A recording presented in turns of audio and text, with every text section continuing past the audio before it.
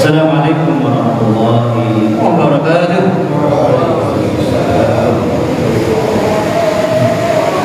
Hamdan syukran lillah wa la haula wa la quwwata illa billah. Salatan wa salaman bi Rasulillah sallallahu alaihi wasallam. Ini suara yang jelas ini? Jelas ya? Jelas. Alhamdulillah, atas izin Allah kita bertemu lagi dalam pertemuan yang kedua. Mudah-mudahan ada pertemuan berikutnya, insya Allah. Karena kita punya semangatnya. Aduh, pada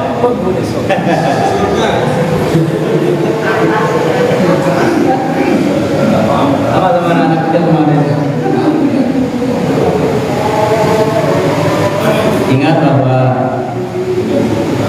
siapa yang rajin taklim pasti mudah jalannya menuju surga. Makanya semangatnya. Obor surga. Masya Allah. Yang paling keras paling dulu masuk surga insya Allah ini. Alhamdulillah. Alhamdulillah. Bapak Ibu yang dirahmati Allah, juga ada anak muda yang luar biasa ini hadir. Alhamdulillah ada orang yang hadir. Kali ini kita akan membahas tentang harga diri.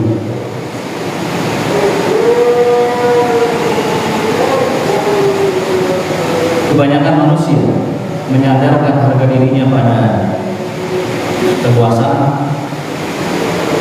sampai ada yang mau 3 periode ya, melanggar undang-undang saking gitu kan.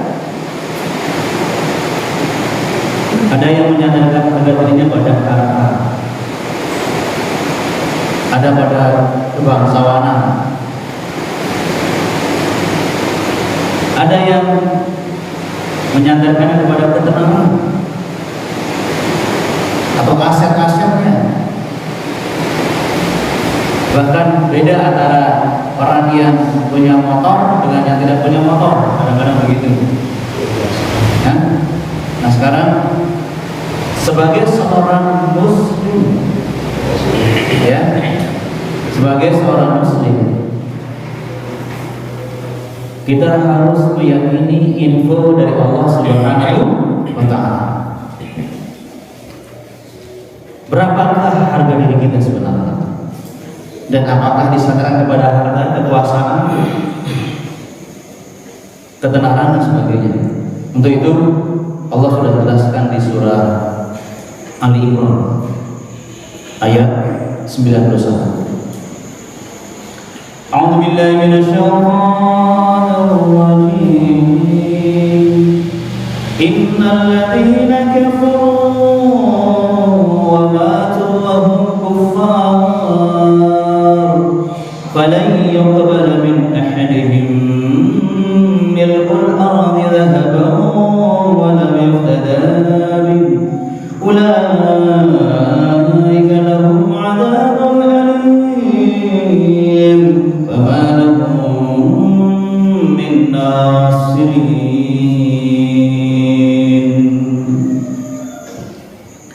Sungguh orang-orang kafir itu ketika mereka mati dalam kekafiran, tidak akan pernah Allah terima dari seorang pun di antara orang kafir emas mereka, meskipun sebesar bumi. Dan bagi mereka azab yang pedih, dan mereka tidak akan mendapatkan pertolongan sama sekali. Nah ini dia harga diri kita jelas sekali. Jadi Allah ingatkan seluruh orang kafir itu mati dalam penyesalan. Ingat ya, seluruh orang kafir mati dalam penyesalan. Meskipun mungkin mereka sekarang kayak Benyamin Netanyahu ya, yang lebih daripada binatang bahkan iblis kecil. Alhamdulillah. Dan dia rupanya meyakini bahwa mereka lebih mulia daripada bangsa lain. Padahal dia orang kafir kan?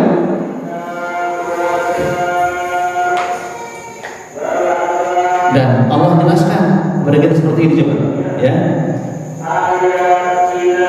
Tidak diterima dari orang kafir ketika mereka mati meskipun emas sebesar bumi. Maksudnya apa? Wala yuftadabi, jika mereka menebus diri dengannya. Jika mereka menebus diri dengannya. Dan jadi semua orang kafir ketika mati dalam kekafiran mereka menyesal. Kata Allah, seandainya mereka punya emas sebesar bumi, coba, emas sebesar bumi, kebayang nggak emas sekalian? Emas sebesar bumi. Udah, emas sebesar Zadul Ma'ad, masjid ini besar, ya, kebayang nggak itu emas sekalian? Ada emas sebesar masjid Zadul Ma'ad, kebayang nggak emas sekalian? Tapi Allah mengatakan emas sebesar bumi, milkul ardi zahaban. Jadi orang kafir itu begitu menyesalnya mati kafir, kalau mereka punya emas sebesar bumi, mereka rela menukernya, menebus diri dengannya. Asal matinya bukan kafir tapi muslim. Coba. Falan yuqbala, kata Allah, Allah tidak akan terima. Ini namanya menghina. Allah itu menghina orang-orang kafir di masa ini. Berarti Islamnya kita ini harganya berapa? Lebih mahal, lebih tinggi daripada emas sebesar bumi. Ya Allah. Berarti setiap muslim itu kekayaannya berapa? Kekayaannya setiap muslim ini, setiap kita melebihi harga emas sebesar bumi. Tolong pegang ayat ini, surah Ali Imran ayat 91. Tolong.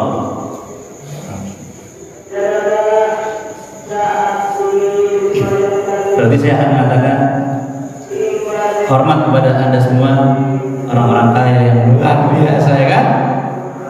Itulah harga diri kita di masa ini. Allah Akbar. Jangan dijual dengan kursi kekuasaan. Jangan dijual demi amplop. Jangan dijual dengan harta yang tidak ada apa-apanya. Emas sebesar bumi aja tidak bisa membeli kita di masa ini. Subhanallah. Maka dengan dasar ini, yang bagus itu orang muslim saling menghargai atau saling menghina? Mas sekalian, setiap muslim saling menghargai atau saling menghina? Menghargai. Hormat orang kaya, orang kaya. Jangan sampai kita juga tidak menghargai diri sendiri. Gara-gara nggak punya tabungan, nggak punya HP, nggak punya rumah. Tolong jangan pernah rendahkan orang lain gara-gara nggak punya itu, nggak punya ini, nggak punya. Jangan. Jadi beda kekayaan kita ini cuma sedikit. Begitu kan? Ada yang punya tabungan 1 juta, ada yang 10 triliun, dikit bedanya, dikit. Ingat loh itu. Subhanallah. Berarti hidup kita ini selama hidup dari lahir sampai mati lagi, kita selalu tersenyum atau selalu meringis? Woi, kaya nih, kayak begitu kan? Subhanallah. Makanya Allah pesankan, wala tamutunna illa wa antum muslimun. Itu maksudnya. Yang paling berharga kamu bawa itu keislamanmu. Jangan sekali-kali kamu mati kecuali dalam keadaan muslim. Subhanallah. Jadi jangan sampai karena beda masjid, beda yayasan, ya, beda harokah kalau sekarang ya, ceramahnya ngejek kelompok lain. Tahu nggak dia ayat ini? Astagfirullahaladzim. Gara-gara beda gitu, maaf, ngaku salah nggak salah, beda. Astagfirullahaladzim, ini muslim, sama-sama muslim. Astagfirullahaladzim. Ya Rahman Rahim. Surah apa tadi ayatnya? Ali Imran ayat 91. Tolong dihafal, diingat, itu harga diri kita. Lebih mahal daripada emas sebesar bumi. Milkul ardi zahaban. Bapak Ibu pernah nggak mengatakan emas besar bumi selama hidup ini? Pernah nggak ngomong mengatakan emas besar bumi? Pernah nggak ngomong tok? Pernah nggak? Belum pernah kan? Nah, baru kali ini kan. Nah, sekarang ngomongkan harga diri saya tidak bisa dibeli meskipun dengan emas sebesar bumi. Alhamdulillah. Kita orang-orang kaya ini, mas kalian. Subhanallah. Ya, mana? Belum selesai mas kalian. Ternyata harga kita ini meningkat. Bisa meningkat ya mas kalian. Ya, coba silahkan dibuka surah At-Taubah. Ya, harga diri kita meningkat. At-Taubah ayat 111. Kalau kita merawat keislaman kita sampai mati, dijamin. Coba, ya.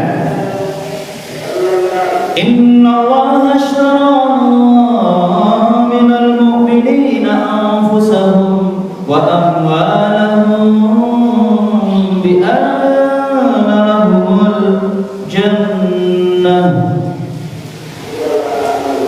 Coba, luar biasa kan? Sungguh Allah telah membeli orang-orang yang beriman. Jadi status muslim kita meningkat, mukmin. Kalau dibedakan beda, ya kan? Antara muslim dengan mukmin. Kalau dibedakan, bisa sama, bisa beda. Ya. Anfusahum, harta mereka, ya diri mereka dan harta mereka dengan harga surga. Coba. Tadi kan emas besar bumi. Sekarang Allah mengatakan kalau betul-betul mati dalam keadaan mukmin, Allah siapkan balasannya, harganya dengan surga. Allah ya Rahman ya Rahim. Jadi orang itu tidak punya harga kalau dia bukan mukmin. Minal mukminin, ya kan? Nggak ada harganya orang yang tidak beriman. Ya Rahman Rahim. Nah, inilah kenapa kita perlu rajin taklim, rajin tausiah. Wa idza tuliyat alaihim ayatuhu zadatuhum imana. Kalau dibacakan, kalau dijelaskan ayat-ayat Allah, bertambah imannya. Makanya orang yang rajin taklim sampai mati dimudahkan jalannya menuju surga. Makanya semangatnya surga. Loh, ini harga diri kita Mas. Nah, karena itu agar kita semangat terus menjaga keimanan kita. Ingat-ingat surganya. Ingat ya. Kenapa kita semangat menjaga iman? Kenapa kita semangat berdakwah? Karena kita ingat kita dihargai surga oleh Allah Subhanahu wa taala.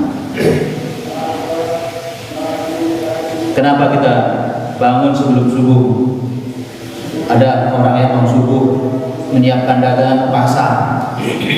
Ada yang bangun subuh karena tempat kerjanya jauh. Kenapa?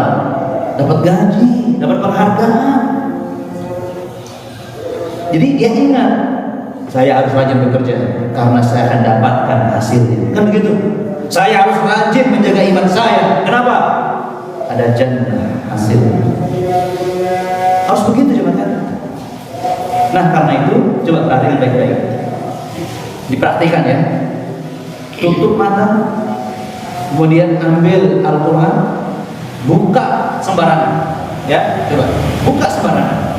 Kalau enggak sebelah kiri halaman kiri, atau kalau enggak ya sebelah halaman kanan, atau dua-duanya. Apa itu? Hampir-hampir setiap halaman Quran ada info tentang surga, tentang akhirat. Ingat loh, hampir-hampir ada info tentang, kalau enggak surga, neraka. Apa maksudnya? Jadi siapa yang suka baca Quran, hak imannya kepada akhirat semakin kuat, karena selalu diinfokan tentang jannah atau tentang an-nar, tentang siksa-siksa neraka. Ingat, bukan tentang dunia, sama sekali tidak, tapi tentang akhirat. Coba praktekkan itu. Maka artinya apa? Tidak mungkin kita jadi mukmin yang tertarik dengan jannah kalau kita tidak paham Al-Quran. Nggak mungkin. Nah, ditambah lagi dengan info dari hadis-hadis kita baca bagaimana tentang jannah. Tolong diperkuat mas kalian, karena iman kita kepada akhirat itu akan menarik banyak kebaikan dalam diri kita, akan menumbuhkan banyak kebaikan dalam diri kita sebagai orang mukmin. Ya Rahman Rahim. Bahkan sekarang gara-gara orang ingin masuk ke kantor bupati, karena pilkada kan, cawagup, sudah berapa duitnya yang lepas, sudah berapa? Padahal belum tentu jadi. Tapi kalau kita rajin taklim, rajin ibadah, pasti ke surga. Halo, ini kepada diam semua ini, bingung atau yakin? Hah? Bingung atau yakin? Yakin? Yakin. Semangatnya. Ya, begitu dimasukkannya. Ya Rahman Rahim. Nah, gambaran tentang jannah. Saya bukan satu aja tentang jannah ya. A'dadtu li ibadis sholihin. Aku sudah persiapkan bagi hamba-hambaku yang soleh. Orang yang suka beramal soleh, bukan beramal salah. Apa itu? Ma la 'ainun ra'at. Kenikmatan yang tidak pernah terlihat mata di dunia. Wala udhunun sami'at, tidak pernah terdengar telinga di dunia. Wala khatara 'alal qalb, bahkan tidak terbetik di hati. Enggak bisa dibayangkan, enggak bisa dihayalkan. Subhanallah. Jadi gambarannya, paham ya? Jamaah bapak-bapak, para laki-laki ini jamaah paling ganteng semuanya sedunia, ada di masjid Jannah. Ganteng ya? Ya kan? Ganteng pada istrinya kan? Ya, bahkan paling ganteng seandainya begitu ya. Bahkan sejak zaman Nabi Adam sampai akhir zaman yang paling ganteng ada di Jannah. Tapi di surga nggak laku, nggak laku ya mas kalian. Kenapa? Lebih ganteng lah. Malah ainun rohat, nggak pernah terlihat di dunia. Kalau di belakang ibu-ibu, mbak-mbak, ya itu paling cantik di dunia. Nggak laku di surga, maaf, sorry, nggak laku di surga. Lebih cantik lagi. Itu surga. Nggak pernah terlihat mata, nggak pernah terdengar telinga, bahkan nggak bisa dihayalkan. Begitu indahnya kenikmatan jannah. Kalau mau ke surga, semangat, rajin atau malas? Semangat, rajin dong. Ya itu makanya semangatnya. Ya Rahman Rahim. Apa beratnya kita sholat jamaah 5 waktu di masjid? Apa beratnya kita taklim pada subuh? Apa beratnya? Gak ada apa-apanya. Kalau kita bayangkan jannah nunggu kita itu di masa ini. Ya Rahman Rahim. Ya Rahman Rahim. Nah, sederhana itu ya. Dan tambah satu ayat dulu. Ada ayat yang pendek yang suka tentang jannah di surah Al-Mutaffifin. Alal araiki yanzurun. Coba daripada baca ayat ini sambil dibayangkan saya dari surga. Kita baca. Apa artinya? Alal araik, penghuni-penghuni surga ketika di atas kasurnya, di atas sofa, yang zurun, apa yang zurun? Saling mendasar, saling memandang. Artinya di surga itu tidak ada orang merem matanya, nggak ada orang yang ngantuk dan tidur, meskipun di tempat tidur. Ngantuk, nggak ada ngantuk di surga, rugi kalau ngantuk, dan nggak mungkin ngantuk,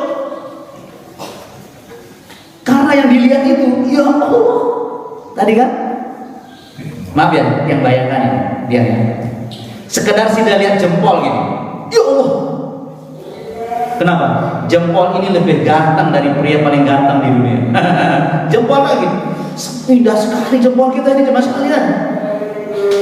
Temboknya, kasurnya, sofanya, semuanya sudah indahnya luar biasa. Lihat jempol kaki, lebih indah daripada perempuan paling indah di dunia yang tersinggung ya. Jempol kaki kita. Subhanallah, begitu gambarannya. Makanya di surga itu tidak ada orang menutup matanya karena capek, nggak ada capek di surga. Kerjanya juga yan'am, menikmati keindahan, nikmatnya jannah. Subhanallah. Makanya semangatnya. Nah, teman sekalian, itu harga diri kita, teman sekalian. Nah sekarang, kalau kita punya kekayaan mahal, iman dan Islam, itu yang benar dijaga atau dilepas? Dijaga atau dipelihara atau dibuang? Dijaga, dipelihara. Sekarang banyak orang yang nggak jujur melepas keislamannya, kan? Sekarang banyak orang meninggalkan sholat demi dunia. Alhamdulillah ini. Sekarang banyak orang memfitnah saudara muslim di bulan puasa, bahkan menuduh ulama. Na'udzubillah min dzalik, bahkan membunuh orang lain. Saya minta maaf ya, di negeri kita yang muslim terbanyak, saya minta maaf, sampai sekarang 6 orang yang dibunuh di jalan ketika Habib Rizik lewat itu belum terungkap siapa datangnya. Sampai yang paling tinggi tidak ngomong. Ada apa itu mas kalian? Negeri muslim mas kalian. Ya Rahman. Nah karena itu Rasulullah mengatakan apa kepada kita? Ihfadillah yahfadka. Jagalah Allah, niscaya Allah akan menjaga. Itu perintah Rasulullah, jaga Allah, maka Allah menjaga. Loh, Allah dijaga, kan tak perlu. Apa nggak salah hadisnya? Nggak salah, ya. Loh, terus itu bagaimana Ustaz? Masa menjaga Allah? Ya, hadisnya benar. Ihfadillah yahfadka. Dalam bahasa Arab ada kata yang dibuang, ada makhdhuf, ada yang dibuang, yaitu antara ihfad dengan Allah ada kata din, dibuang oleh Rasulullah. Ihfad dinallah, jagalah agama Allah. Kenapa dibuang? Itu kata-kata yang membuat orang yang semangat menjaga agamanya sampai mati, yang wala tamutunna illa wa antum muslimun, itu seperti menjaga Allah. Begitu Rasulullah menghargai bapak ibu yang menjaga agama Islam di keluarganya, itu seperti menjaga Allah nilainya. Masya Allah. Ihfadillah, jagalah Allah yahfadka. Maka kalau kita menjaga agama Allah, pasti Allah akan menjaga kita. Yahfadka. Ingat ya, antara ihfadillah dengan yahfadka nggak ada huruf jeda seperti fa atau thumma, maka Allah menjaga kamu, atau kemudian Allah jaga kamu, nggak pakai. Artinya begitu kita peduli dengan agama kita, Allah peduli dengan kita. Langsung begitu kita semangat menjaga agama Allah, Allah semangat menjaga kita. Tetapi kalau kita merendahkan Islam, Allah merendahkan kita. Kalau kita memusuhi dakwah, Allah musuhi kita. Pertanyaannya, apakah Allah sedang menjaga kita hari ini? Insya Allah. Karena kita berniat menjaga agama Allah dalam diri kita, dalam keluarga kita, dalam masyarakat, khususnya dari Masjid Zadul Ma'ad. Kita ingin menjaga Islam ini agar menyebar, meluas, membentuk muslim-muslim yang bangga dengan keislaman. Ya Rahman, semangatnya. Nah, jemaah sekalian, seluruh sahabat itu paham harga dirinya sangat mahal. Ya, dia ngambil satu contoh.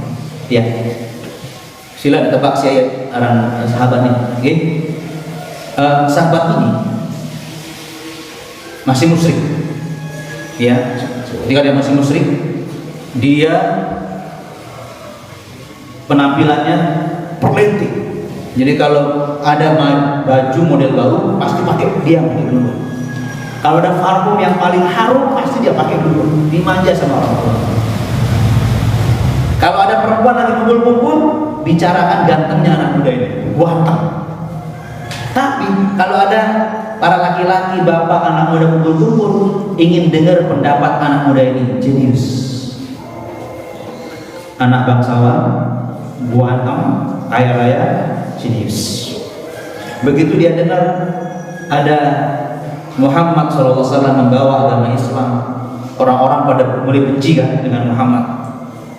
Tapi dia punya otak jenius tadi, tak nilai dulu ajaran Muhammad bener nggak ini, gitu ya. Hanya dicari di mana Rasulullah SAW taklim. Nah, ketemu di rumah Al-Arqam bin Abil Arqam. Duduk di situ mendengarkan ayat-ayat yang disampaikan oleh Rasulullah SAW. Otaknya benar. Menurut sejarah itu, dia seolah-olah diangkat ke langit. Apa katanya? Ini bukan ucapan dan karangan Muhammad, seperti tuduhan orang-orang Barat di antaranya kan? Ini ucapan Tuhannya Muhammad. Langsung, ya Muhammad, asyhadu an la ilaha illallah wa asyhadu anna Muhammadan Rasulullah. Dia yakin Al-Quran itu adalah kalam Allah, ucapan Allah. Disembunyikan keislamannya mas kalian di hadapan orang tua. Ketahuan juga. Ibunya menyeret dia di mahkamah keluarga. Ibunya dirayu dan sedemikian rupa agar kembali kepada agama nenek moyang. Tetap aku ikut Muhammad. Padahal dia baru kenal Islam. Lo ingat ya? Sahabat ini baru kenal Islam, baru ngaji beberapa kali, mantap imannya, mantap membela Islam. Kita sudah ngaji di Masjid Zadul Ma'ad berapa kali mas Mari? Ratusan kali, ribuan kali. Hah? Berarti iman kita mantap, betul? Luar biasa. Makanya semangatnya. Terakhir ibu bilang apa sambil menangis? Sudah, pilih aku ibumu atau Muhammad? Sudah selesai. Anak ini cinta, sayang sama ibu, ikut menangis juga. Aku pilih ibu ikut bersamaku mengikuti ajaran Muhammad. Bukan begitu, aku tahu Muhammad tahu. Ya sudah, aku ikut Muhammad sambil nangis. Ibunya juga nangis, sayang sama dia. Akhirnya ibunya mengatakan, mulai hari ini gua bukan anakku, pergi kamu dari hadapanku. Sampai beliau syahid, beliau tidak pernah ada hubungan dengan orang tua. Beliau mati dalam keadaan berjihad. Siapa anak muda ini? Siapa namanya? Ayo siapa? Jadi dia yakin bahwa Islam lebih mahal dari ayah ibunya. Islam lebih mahal dari kebangsawanannya. Islam lebih mahal daripada hartanya.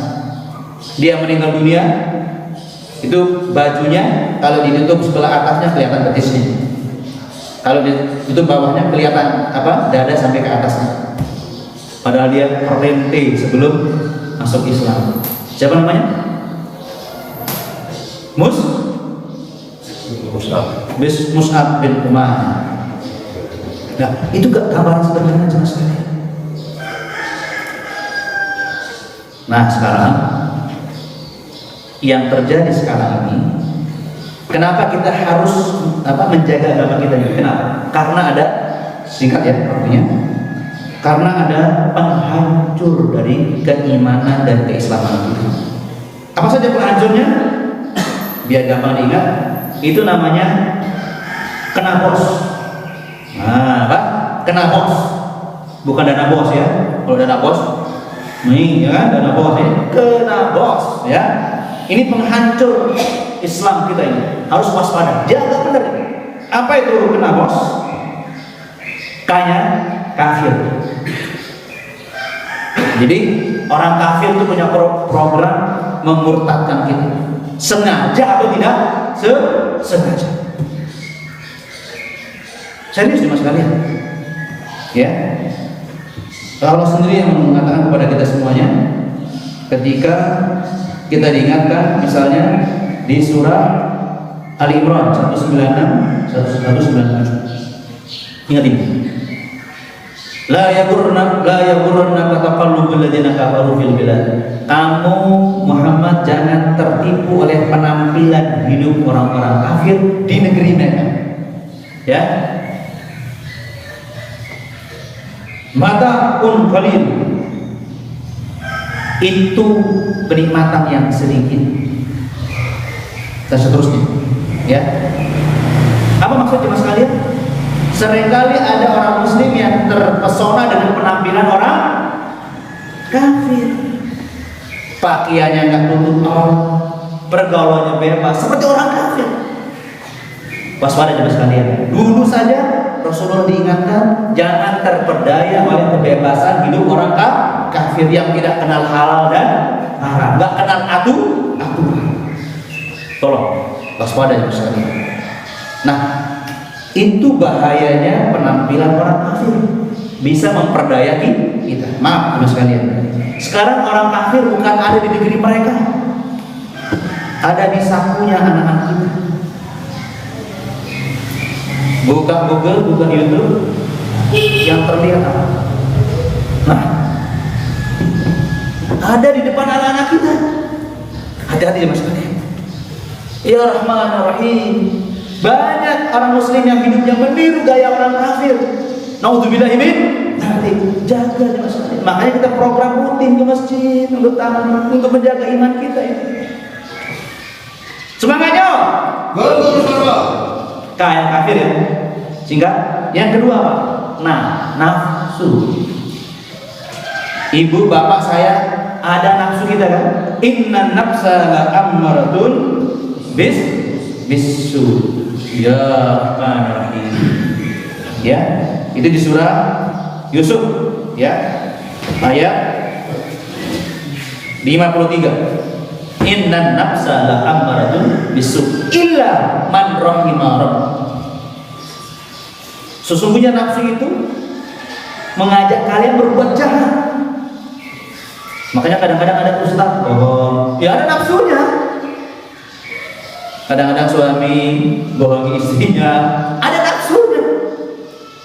Istri juga kadang-kadang begitulah, ada nafsunya mas kami. Makanya kenapa kita mengarahkan diri kita untuk taat kepada Allah, ngelawan nafsu yang memerintahkan kita berbuat jahat.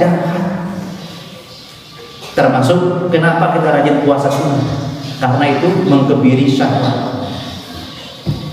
Kan gitu kan? Kalau ada anak muda yang ingin nikah tapi nggak mampu, hendaklah dia puasa untuk mencegah syahwatnya menguasai. Itu kan mas kalian bahagia. Udah ya, nafsu ya. Terus apa lagi? Kena bos, bodoh agama, bodoh Al-Quran. Loh, nggak percaya? Di surah Al-Mulk ya, orang bodoh itu masuk neraka. Bodoh apa? Kita dengarkan surah Al-Mulk ayat 10.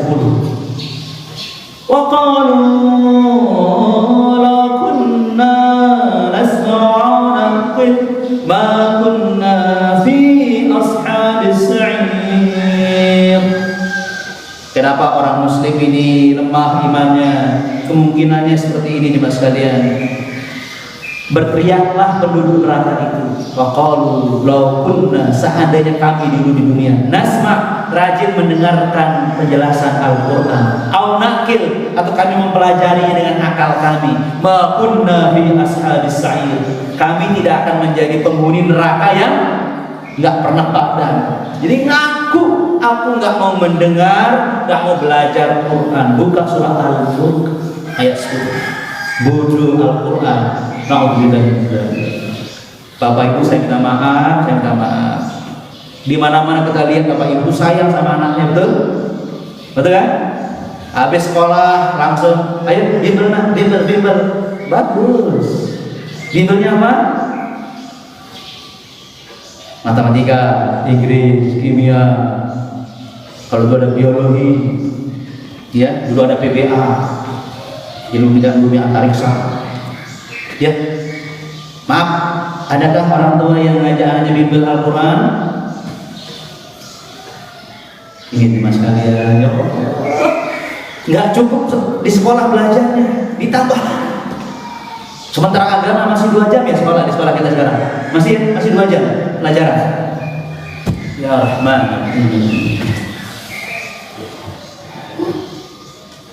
Tolong Bapak Ibu sekalian, jangan sampai anak kita bodoh Al-Quran. Buka surah Al-Mulk. Pengakuan orang yang dilempar ke neraka itu gara-gara gak mau mendengar dan mau belajar Al-Quran. Bodoh. Alhamdulillah. Bos terakhir, syaitan. Inna syaitana lakum aduwwun fattakhiduhu aduwwan. Di surah Fatir. Sungguh setan itu musuhku, angkat dia sebagai musuhku. Karena setan itu yang yad'u hisbahu liyakunu min ashabis sa'ir. Setan itu mengajak kelompoknya untuk menjadi penghuni neraka. Ya Rahman Rahim. Ini mas kalian, saya minta maaf. Kalau setan dari jin, kita nggak melihatnya, betul? Jin melihat kita bukan? Iya. Kalau kita perang yang menang yang mana? Kalau kita kelahi lawan setan yang menang yang mana? Yang melihat kita atau yang nggak melihat? Coba logikanya kan? Dia melihat kita nggak melihat dia, kalah kita. Bagaimana bisa menang? Kita punya info tentang jebakan-jebakan setan di Quran. Al-Quran menyelamatkan kita. Bagaimana strategi setan menumbuhkan kita? Ada dalam Al-Quran. Jadi kita nggak gampang diperdaya oleh setan. Tolong ya sekalian. Makanya saking pentingnya kita berlindung dari setan. Kalau kita baca Quran wajib ta'awudz. Ya kan? A'udzubillahi minasyaitonir rajim. Bukan basmalah. Kalau bismillah di awal ayat surat. Tapi kalau di tengah surat cukup membaca a'udzubillahi minasyaitonir rajim. Bismillah juga boleh. Tetapi yang wajib itu adalah ta'awudz. Aku berlindung dari godaan setan yang terkutuk. Karena ini bahaya sekalian. Banyak orang yang berkawan dengan setan. Nah, mudah-mudahan yang hadir ini sampai akhir hayatnya betul-betul wala tamutunna illa wa antum muslimun. Inilah yang bisa kita renungkan pada pagi ini. Semoga kita semangat menjaga Islam kita sampai mati, karena ini adalah harga diri kita. Saya tanya yang terakhir, jadi berapa harga diri kita? Lebih mahal daripada emas sebesar dunia. Dan kalau kita mati mukmin, kita disiapkan apa? Surga, insyaallah. Semoga kita menjadikan hari ini hari yang paling bahagia, paling menyenangkan, karena kita tahu masa depan kita tahu, siapa diri kita tahu, dan masa depan kita juga tahu. Alhamdulillah bi ni'matihi tatimmus shalihat. Tetap semangat aja. Subhanallah wa bihamdika asyhadu an la ilaha illa anta astaghfiruka wa atubu ilaik. Assalamualaikum warahmatullahi wabarakatuh.